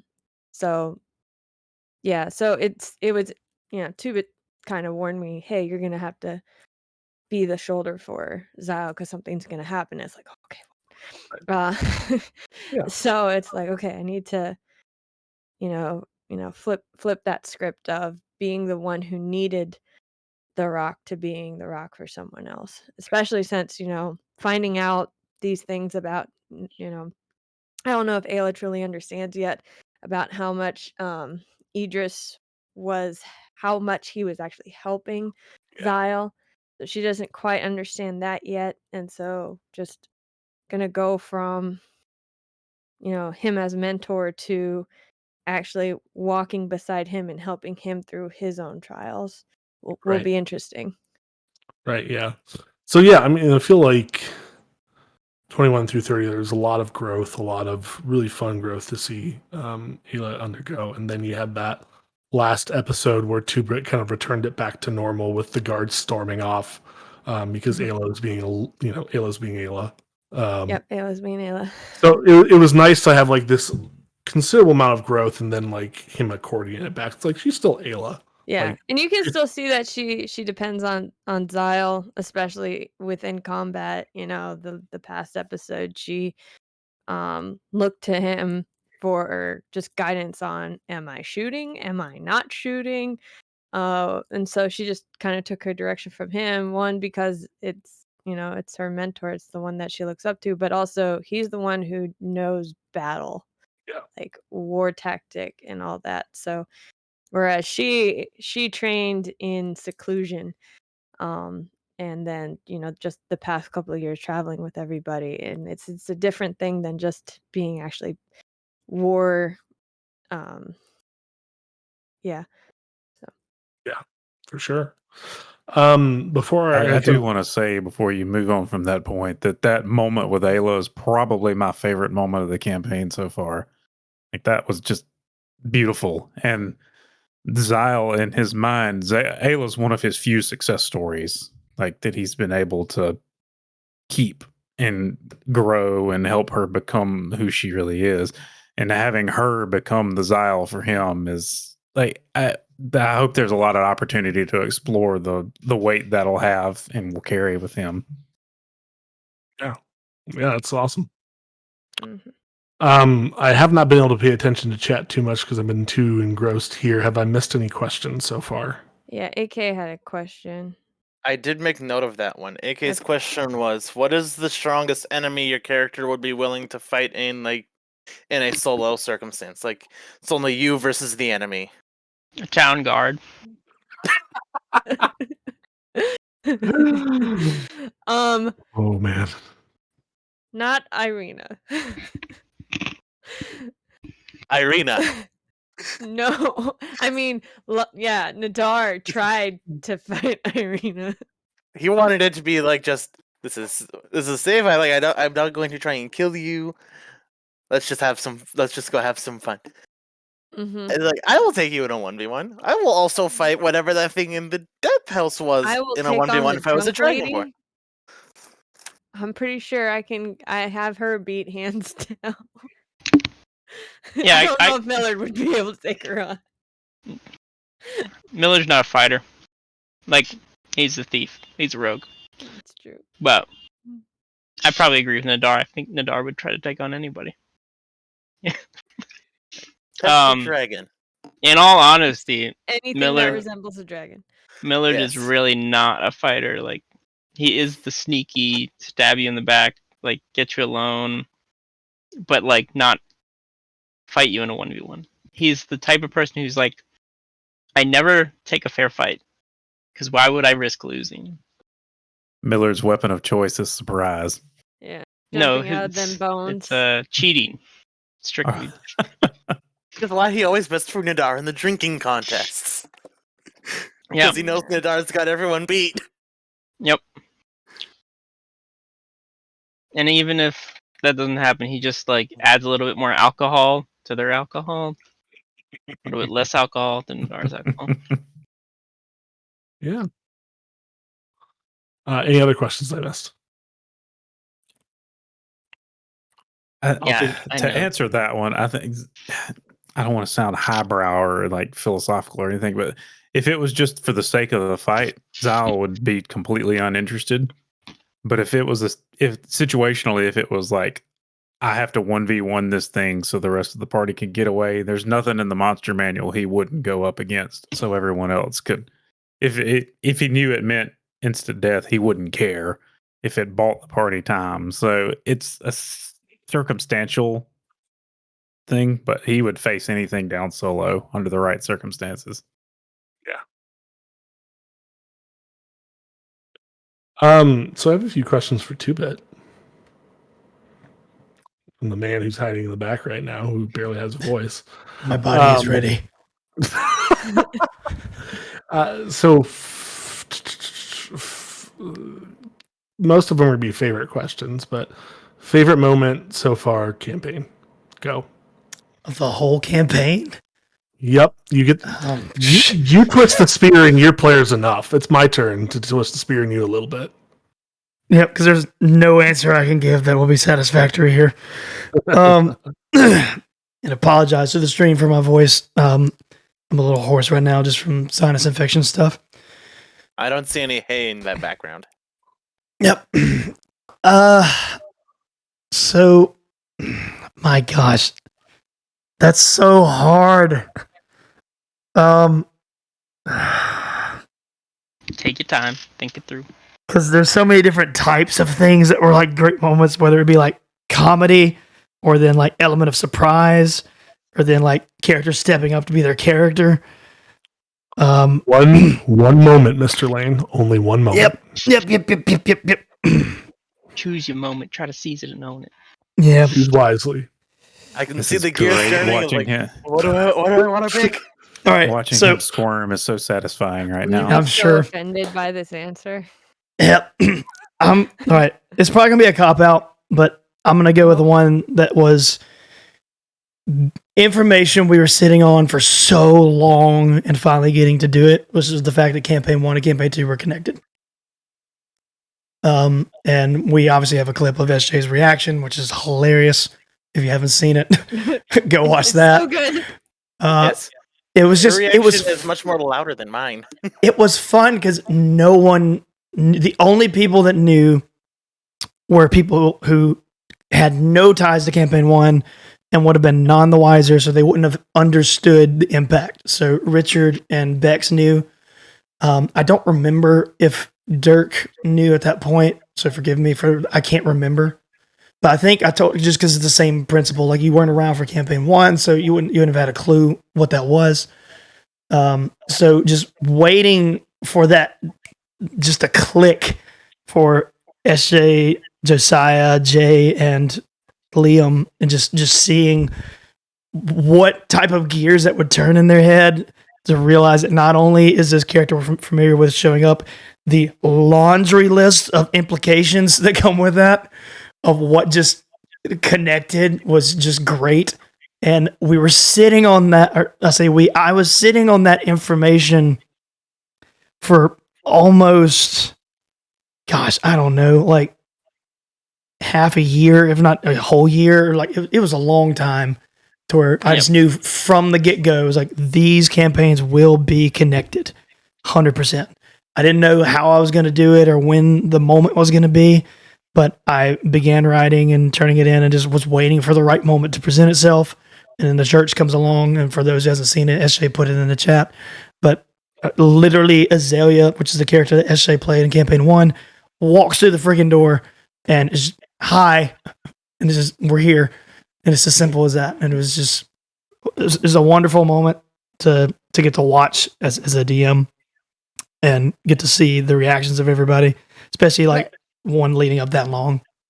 Also, just I feel like my reaction was like so much better because of the conversation we had the night before. Yep. Because the night before, Two-Bit and I are talking, and he tells me that there's someone who wants to practice their art, so they wanted to do some fan art for our campaign 1. What was your description of Azalea? And it's like, and me being me, I'm like, that's so many steps. I have to log into this account and like actually see if I wrote everything down. So I do it because I'm like, well, let me see if I can log in. So I, get in. I'm like, so I list off the things that I have written down, and it's just like a list.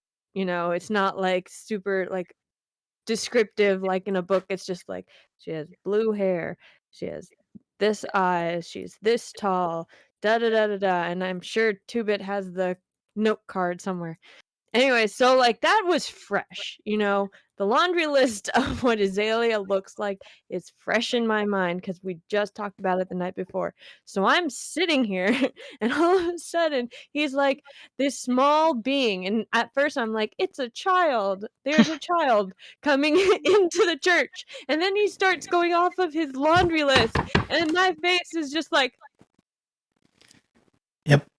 It was intentional because I was like, I'm going to make sure that at least SJ, like, there's not even a doubt the second I start describing this, she knows.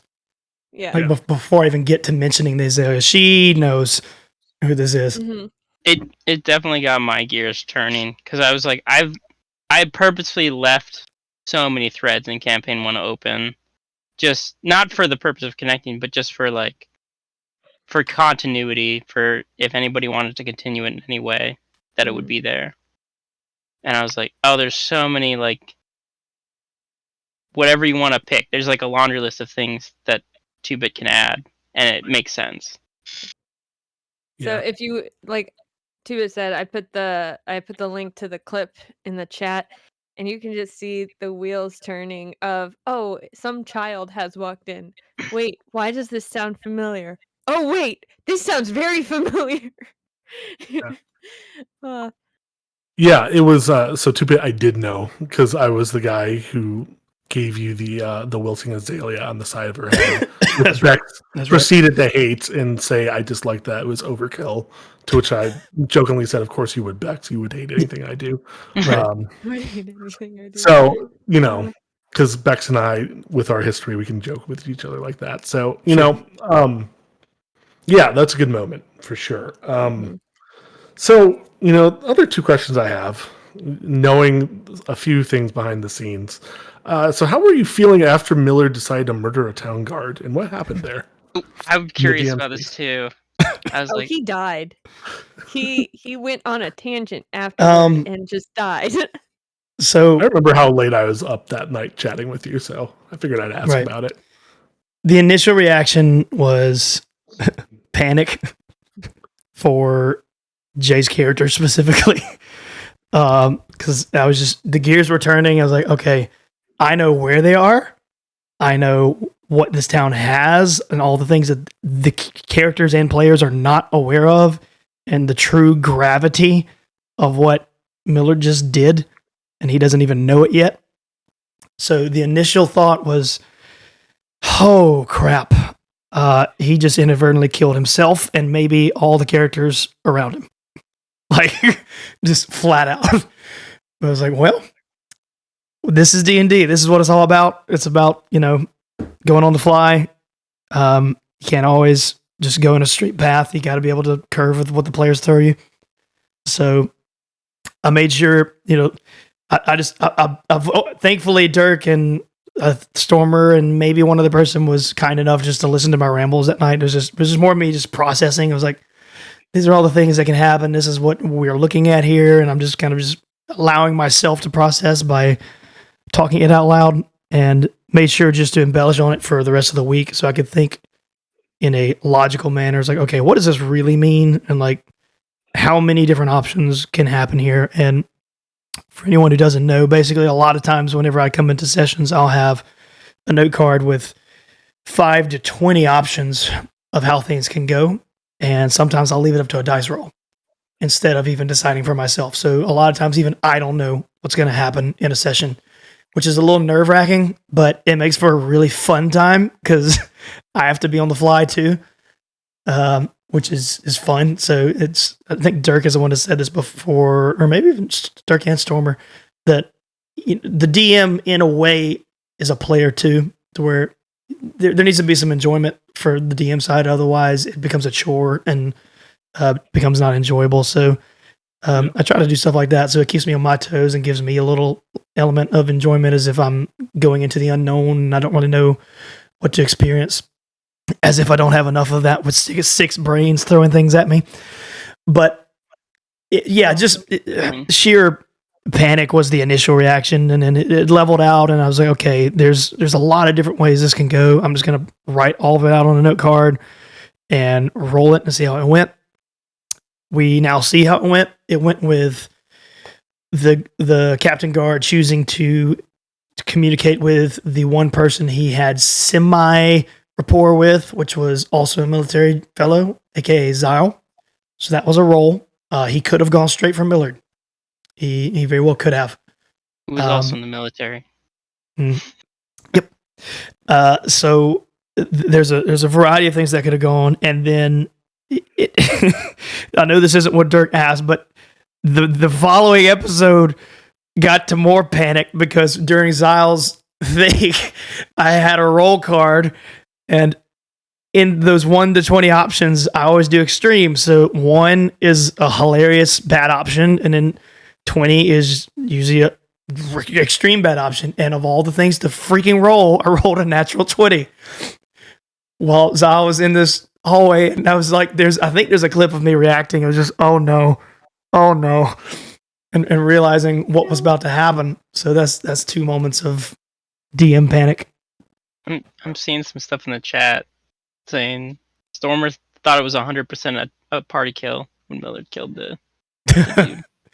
In Vallaki, it's a dangerous thing. It's a dangerous thing to kill a guard. I do know a bit about the towns, so I was prepared for Millard to face the consequences. Mm-hmm. I didn't think it would get the whole party in trouble, right? Because he technically, And here we are, not in trouble. Here we are. technically not yet, at least. Millard's not in trouble. Yep. Yeah. So I don't And know then- if that is. Go ahead. Stormer also asked, because this is kind of related, he asked how Millard felt knowing that he was framing an innocent person, which we didn't touch on yet. So I just wanted to answer him honestly. It was kind of an ends justify the means, and it goes back to he's doing things that are above what he's normally doing. They're more extreme.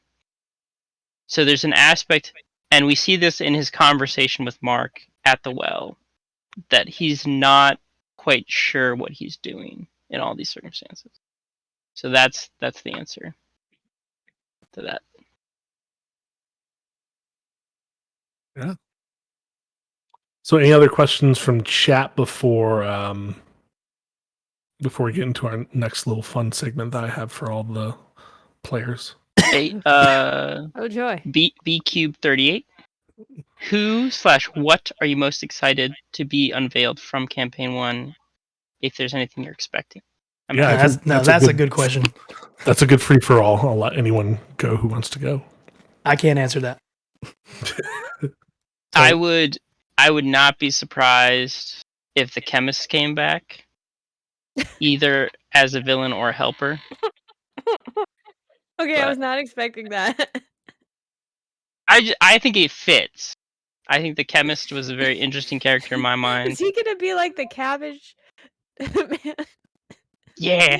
The chemist was evil. You guys remember that, right? Yes. He's the evil one who gave Liam's character. He didn't give it to him. Liam's character acquired a somewhat cursed dagger off of the chemist.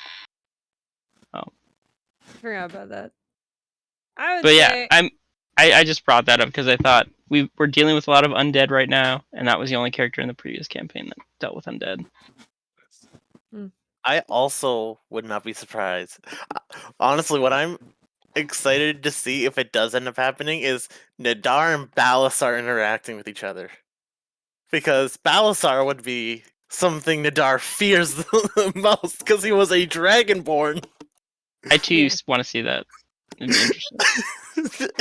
And I feel like that'd be a very chaotic episode. But it would be. yeah. Especially since I'll probably try and convince Tuvit to be like, I'm role playing both characters. Yeah. I have a dragon mask, so I think either Malthael reuniting with Elbreth or with Azalea, because they were pretty close at the end of campaign 1.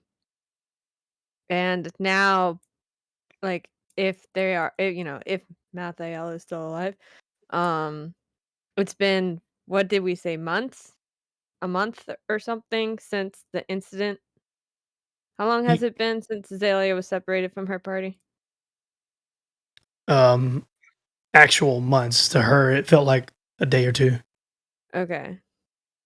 But who's to say what the rest of the party it feels like, Right. right? So, but as far as she knows, they're dead because it's been months and no one's heard from them. So, just is Azalea's reaction if she, if the rest of the party does show up, just Right. the relief she would have, and then probably the same of their relief of being able to see her. So, And I'd add to that, if I may, like the implications that came with it for anyone who was aware of that. When Ismark and Irina kind of through conversations, it became known that they were friends with this group and had known them. So that adds an extra element because it's been months and these people who are friends have also not heard from them as well. So that would probably, as Shay said, probably create a sense of dread through Azalea specifically. right. So, yeah, that's what I was referring to, is that, courting, even though it's been a couple days for her at most, she's just been told, we haven't heard of your party in months. And so, so in her mind, they're probably dead. And I don't know what the rest of the party has gone through, if to them it's been months or days or hours or whatever. So, just what that's going to look like for that party to regroup after the trauma that they've just encountered, not even considering the amount of time that they've spent together between campaign 1 and now, but just going through Barovia together, because that is either, going through Barovia, especially how we know it, it's either a place where you cling closer together or you push each other apart. Right. So yeah, so I'm excited to just see the campaign one party come back together in general, but then also for Malthael and Elbreth to reunite after so many years of thinking each other was dead. Right. And, Yeah. and as of right now, Malthael still thinks Elbreth's dead, whereas Elbreth doesn't know if he's dead or alive at this point. Right. Yeah. Yeah. That's going to be an interesting one. Anything you guys have questions for with each other or for me before I move into our next little fun segment? I'll None here. I'll throw one at you. Oh. Okay. What is your favorite moment of this campaign? I still stand by my original episode 7 with Zyle and Ayla, if you're asking me for the entire campaign, just because of like it was that transformative moment where you saw two people like being forced on live stream to really show a connection with each other. If you're asking me for the past 10 episodes, I probably think the Ayla Millard one, where Ayla picks up Miller and just runs. Like, it shows that really, like, brass tacks, like, this is what these people think of each other. Like, even fighting, nitpicking, like, Miller getting an edge on Ayla and, like, rubbing it in and, like, knifing the side. Like, there's not a moment notice when he's in trouble. She picks him up and runs. And I think on some level, he probably would do something similar, even with everything going on. So it's just nice to see, like, amidst the chumminess and everything else, like those real moments. I think as someone who's DM'd a while as well, like, you want your players to have fun. You want them to have chummy moments. Like, you deal with the chaos, especially me who leans a little more type A. I'm just like, oh, I've got to be so flexible in those moments when you DM, when people are like, here's my little seed of chaos that's going to destroy everything you just planned. You're like, I can do this. I can do this. I can do this. But like, those are the moments you live for where you're just like, yeah, that's really cool to watch. So, yep, I still stand by where I'm at right now. Episode 7, Zyle and Ayla encounter after thinking everything's destroyed, Solace is gone, dealing with Death House, and dealing with the madness of being in this world of darkness. Just having that moment of like, how are you doing? Right. And I don't want to take up too much time because I want you to get to your last segment, but I would be interested to hear the rest of the players' favorite moment as well, if they want to give a brief answer. I know my future favorite moment. No. I know. From- I can't share From it episodes 1 because- through 30, and if it's too hard, just focus on 20 through 30. Okay.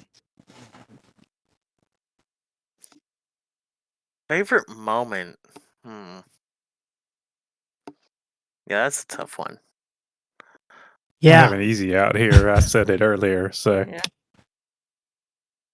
Yeah, go for it.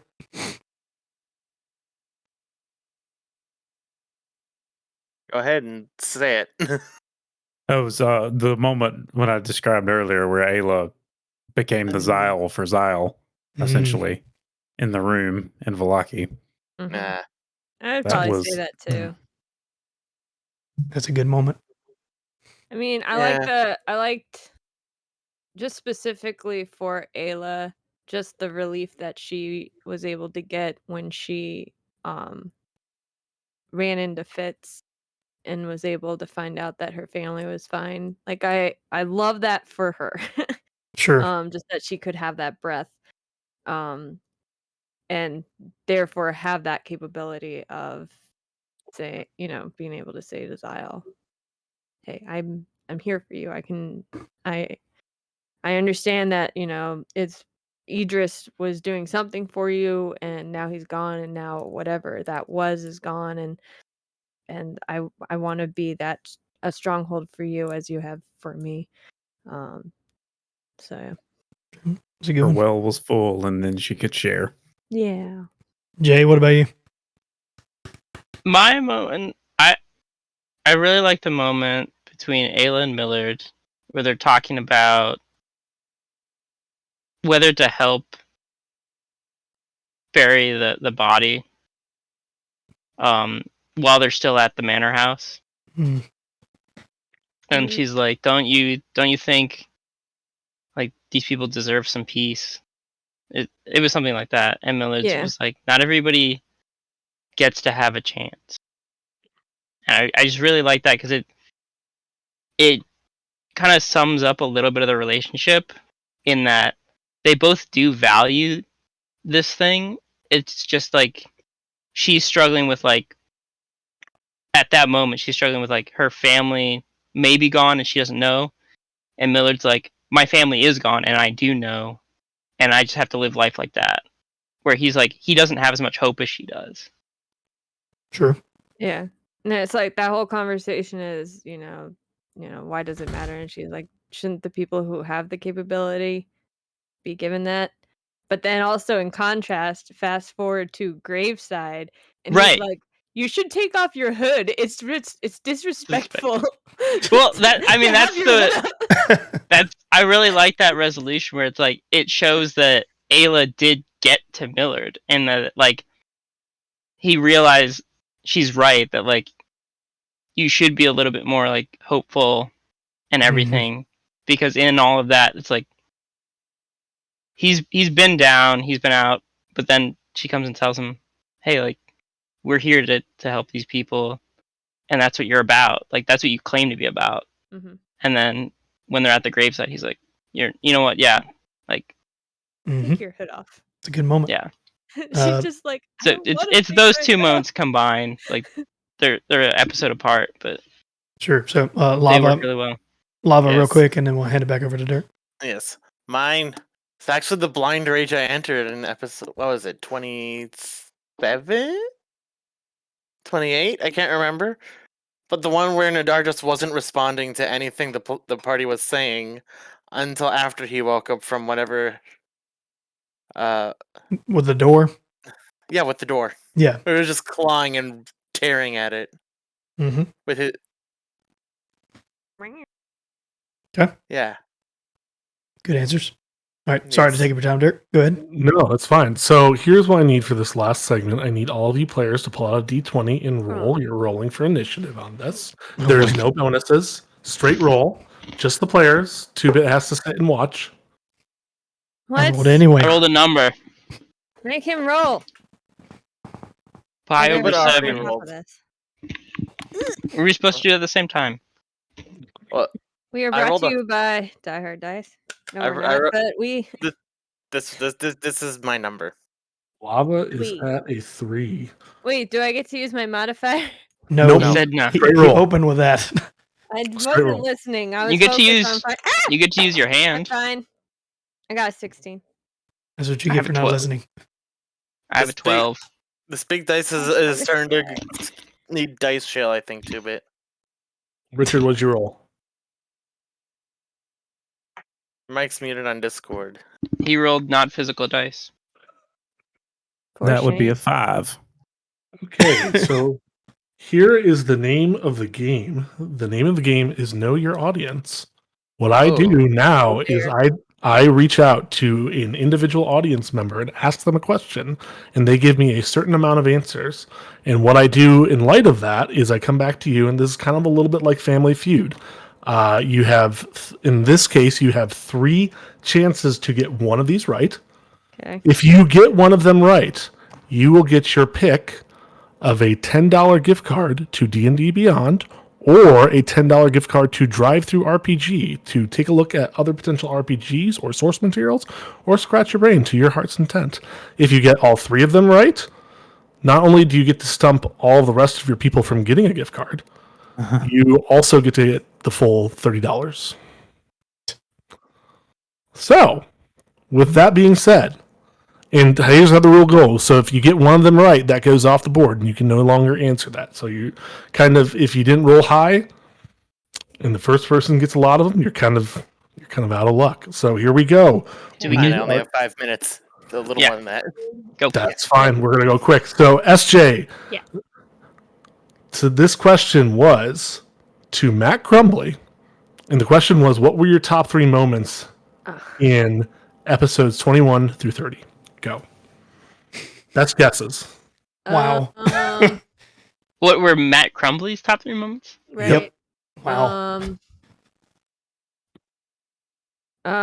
Johnson being thrown. The Ayla picking up Millard and Millard killing the guard. I'm actually glad I'm not doing this. Why didn't you roll? He did roll. I did. I He told him said he wasn't allowed. I can't be He involved. wasn't allowed. He doesn't get $10. He can do what he wants. He's an adult. Jay, you're up next. Yep. I failed. This Well, I'm not revealing it till the end, so you might win. you might I win. did not win. Is it a different question or is this? No, same question. Same question Oh, for okay. all of you. Oof. Okay. I think at least one of them. How do I describe this moment? Zyle's I want to change my answer. Zyle's interaction with the people upstairs in the wolf house is what I call it. So, for No, no, reference, no. this is 21 through 30. Oh, okay. In the recent stuff. Okay.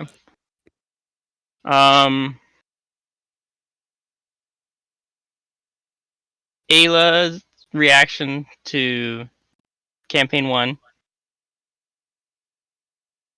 Like that whole situation. The noose. Like the whole all 3 people having to fail their throws there. And all the guards, not the Miller guard death, but all the guards of Azile dying. I'm gonna throw those out. All right, Richard, you're up next.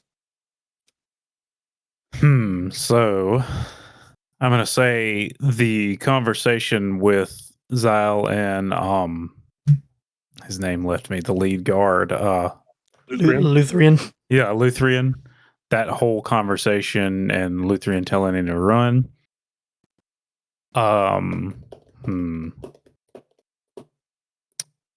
Number 2, the rock named Q and the spelling of henceforth. I still update that naming. 3, Often changes, but always Q. I'm gonna go with the Zyle Ayla. Hey, if you need a shoulder, with Ayla saying that to Zyle. In lava. Yeah. I also want to go with the naming rocks, just because that's funny. Does Matt Crumbly just love rocks? Yeah. No, we've had a lot of talks about that. The gallows incident with everyone's reactions to what was going on there. And I'm going to throw in the different one with the introduction of the Dracolich. Oh, that's a good one too. Stormer is begging me for 2-bit to do this, so I You will, will as a receive- last amendment, allow it. You will You want receive me- no points. Don't you get Ugh. Just for bragging rights at this point. All of my hate For to you. Stormer. All of my hate. Pray you're never in my campaign. Oh wait. Let's see. Too late. Gosh. I wish I knew Crumbly better than I do, because that's gonna be hard to do. I feel like, yeah. He stays with you guys afterwards, right? Because I feel like I leave before that. No. In bed. He goes in bed. Crumbly's probably with his already best in friend. bed. I think I've talked to Crumbly vocally one time. Shoot. I'm gonna say campaign running into campaign 2 and the reactions thereof. I'm going to say the Blood River moment with Zal and Idris. And instead of honing in on the Dracolich specifically, I'm going to say the entirety of what showed up at the gate. Just that in general, just the stakes going from 0 to 11 in a blink. So yeah, I think all of you played the game well, and that you were trying not to anchor. You were trying to anchor your events broad, which is smart, especially because I'm asking you such a broad question. Here were Matt Crumbly's answers. Number 1, Miller gaslighting Mark when Miller clearly murdered / justice someone. Why did I not think of the gaslighting? I did think of that, but I was like, I don't want to go with gaslighting. No, it's funny. It's funny enough you said it in this. Number 2, language roulette with Merc Danjaw and Mark trying to teach Merc Danjaw how to play Dragon Chess. Yeah. Number 3, anytime Zyle and Elbreth forcibly keep the party together, be it holding, tying someone, or motivational speeches. So we did tie up a lot of people. No one got a single answer. That's okay. We're going to play this game every time with a different person. I think Stormer is going to be my next victim. I already have a question ready for him that I will be asking him. And Dirk doesn't really want to give any more of his money away, so he's okay with this situation. How are we supposed to? I can't say. How are we supposed to play Strixhaven now, Nadar? I have Strixhaven already. I don't. I'm actually homebrewing a campaign. Yeah, there's a nice comment from B Cubed in the chat. There's so many good. There's just too many good moments to possibly there know. Are a lot of good moments. And it doesn't help that I biased you against all of those moments by not bringing them up too. So, Yep. Anyways, this has been a wonderful time. It is now 11:01. This is all I have for today. We lose lava in 2 minutes. Does anyone have anything else before we roll this stream on into the sunset? No I did matter want how to say, since it was brought up, it's disturbing the amount of times we have to tie Nadar up. Look, No, he's drunk, it's a common party thing though, because we all know we have to, like, we take turns taking care of Nadar. Everyone has rope at all times. Yeah. And Like, always whose turn ends is up it? I broken. feel like Ayla tends to just be like, whose turn is it? Okay, I'll just do it. And The last rope did not break. The bed did. the bed did. Yeah. The bed did. Yep. Oh, And he tried to weaponize it.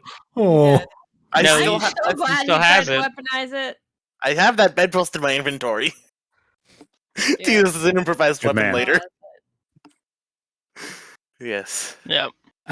I'll add one thing before we close. We kind of already, or Lava said this at the beginning, but mostly just a big, giant, sappy thank you to literally all of you that are here right now, and the players and the people in the chat for sticking around for 30 freaking episodes and doing this. Long And time. it's freaking amazing, and it's the most beautiful part of this is that there's people invested in the story and these players and these characters and what they're developing. It makes for a wonderful experience when you have people showing up that care about something that you were genuinely creating. So like I can't even like put that into words how genuinely thankful I am for the amount of people that come up to support us in general. It's just astounding. And I'm incredibly grateful for it, including Dirk, who is one of those people and is so great at doing these Q&As. I will never, if it is within my ability, run one of these Q&As again, because compared to this man, I still like trash running a Q&A. So if I have any say for it, this man's here to stay. Dirk, we appreciate you and everything you do greatly. You're amazing at it, as well as just everybody. It's just been such a wonderful ride. I'm looking forward to what the future holds. Lava is really confused because it's 11:03 and his internet is still off. No, he's got 1 minute. No. No, Just mine's Canadian- questions. 11:03. Mine's Canadian a little- time. I'm still here. I don't know. That's 1103 on my Has he phone. been freed from his bonds? Don't ask He's questions. hacked the Matrix. Is this the real episode 30 gift? I hope so. It's gonna be gone So, next week. Yeah. Anything else before we hop off for everybody? Chat says you need to stop smoking. Mm-hmm. And don't gaslight people. Yeah, Never. Don't get lost. Don't do that. We're I just give paid professionals who are paid in friendship. and attention. And dragons. And attention Friendship is dragons. magic. We only talk about dragons in the dungeon. It has a Sure. nose, so it's a person. Yeah. Dirk, any final words from you, sir? No, it's always a pleasure to be able to do this. It's always a pleasure to be able to come in front of everyone and just have a fun conversation about something we all enjoy on our Tuesday nights. And, stealing from another much more famous stream. Thank you all for coming, and I can't wait for next Tuesday. Amen to that. Yes. Yes. So, everybody, Yes. have a wonderful night. As always, we'll see you next Go. week on episode 31. So, bye. Bye. Bye. Till next time. Bye.